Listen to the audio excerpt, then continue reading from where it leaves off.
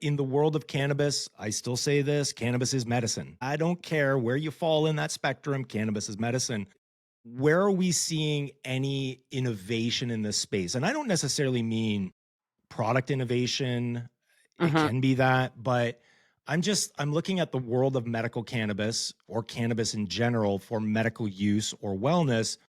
Are we making any ground anywhere? Or is anything going on that I can get excited about? Modality, studies, anything. Please shed some light on this area for me. I think the true innovation, especially that I know we're gonna be leading through at least the next year, but on into the future, like the baton or torch that we'll be holding is around the messaging for Mm. the wellness consumer, the wellness category, and the retailer who wants to embrace, the wellness opportunity. And I say that because, well, very poignantly, we just recently had a virtual inspection with Health Canada around promotional prohibitions, and some of the topics of that were related to the wellness conversation, related to, content they were seeing or things they had noticed or reports that had been made. So it, for me, really shone a light on how intentional and how creative we have to be with the messaging and the vehicle in which that messaging is delivered, because the consumers are asking these questions and the retailers are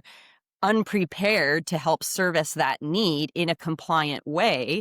And it's kind of like the buck just keeps getting passed. And so that was my observation from this inspection. And ultimately, with the wellness conversation, the blame is going to fall on the LP if they're being compliant or not. If we provide messaging and tools and resources to the retailer is not at fault. The license holder that is adhering to the Cannabis Act is responsible for the compliancy of that messaging.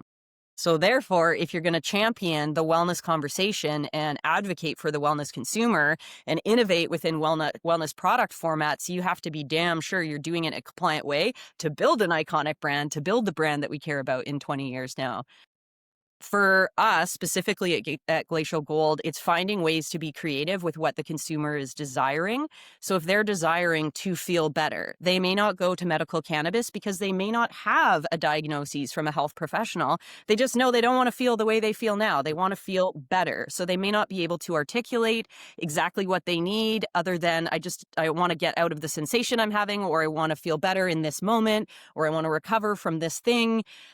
So going in with that kind of a need state, we really want to equip the retailer to understand how to guide them into the right product format for that need state.